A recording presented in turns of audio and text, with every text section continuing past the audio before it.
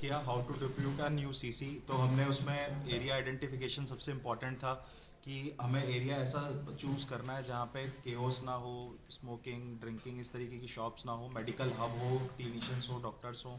फिर partner identification बहुत important था कि पार्टनर ऐसा हो जो लॉन्ग टाइम हमारे साथ एसोसिएट रहे, जो हमारे साथ काम करे, अच्छे से काम करे, और उसकी वायबिलिटी हमें उसे समझानी है कि क्या वायबिलिटी है। तब हमें एक न्यू सीसी डिप्यूट करना है ताकि हमारा ब्रांड नेम लॉन्ग टर्म तक उसके साथ चले और वो भी हैप्पी रहे, कंपनी भी हैप्पी रहे उससे। Excellent, thank you. Good morning all of you.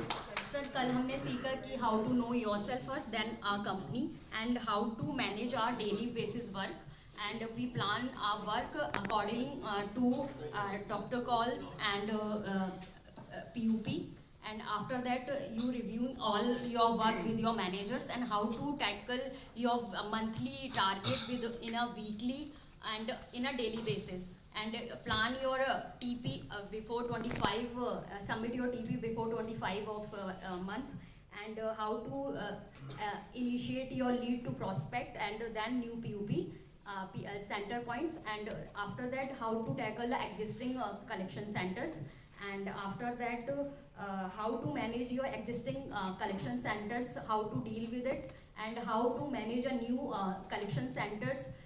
You have to visit in a weekly, in a 6 month regularly to how to encourage them, and how to find their problems and give them a solution with respect to new center, collection center and existing centers.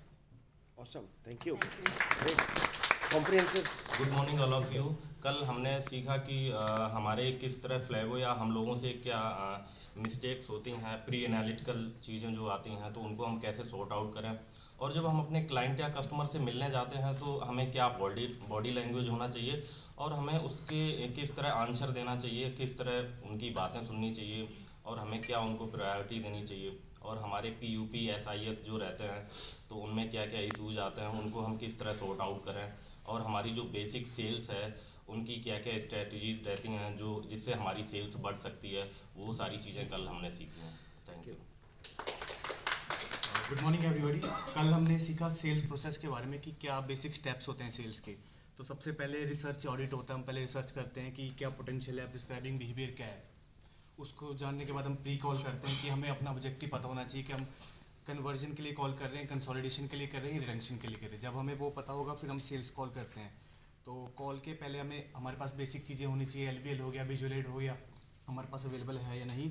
And उसके बाद आती है pitching में हम सबसे पहले अपनी USPs बताते हैं, एंड क्या क्या लाइक वर्ड वॉइस मॉड्यूलेशन हमारे USP हम कैसे डिफ्रेंशिएट करते हैं। उसके बाद आता है ऑब्जेक्शन हैंडलिंग में जो भी उसकी क्वेरीज होती है हम उसे रिजॉल्व करें, एंड पोस्ट कॉल में जो डिमांड होती है, कमिटमेंट होती है, वो जरूर ले, एंड उसके बाद फॉलोअप्स। तो फॉलोअप्स मैंडेटरी है, वो लेना है। Thank you. Good morning everyone. Sir, सबसे पहले सर मैं पार्टनर्स की जो भी प्रॉब्लम्स हैं सर वो काफ़ी ध्यान से आराम से सुननी चाहिए और उसको सर जितना जल्दी हो सके सर उनको सोल्यूशन देना चाहिए सर। इसके अलावा सर हमें डेली बेसिस पर सर अपना टूर प्लान सेट करके ही निकलना चाहिए, और प्रायोरिटी बेसिस पर सर वो हमारी प्लानिंग होनी चाहिए कि कौन से हमारे काम कितने ज़रूरी हैं सर। इसके अलावा हमें सर छोटे छोटे टारगेट सेट करने चाहिए सर, और जो हमारा मंथली टारगेट हमें मिलता है सर वो हमें 25th मंथ एंड तक सर कंप्लीट कर लेना चाहिए सर। इसके अलावा सर जो भी हमें टारगेट वगैरह हमारे रहते हैं वो हमें सर नोट डाउन करके रखनी चाहिए, और डेली बेसिस पर एनालाइज करना चाहिए कि हम कहाँ तक पहुँच गए हैं सर। और इसके अलावा सर अपनी कंपनी के बारे में सर हमें मैक्सिमम नॉलेज होनी चाहिए, क्योंकि उसके बिहाफ पर ही हमें कॉन्फिडेंस आता है कि हम जिस ग्रुप के साथ काम कर रहे हैं हम उसको ज़्यादा से ज़्यादा बेटर सर रिप्रेजेंट कर सकते हैं।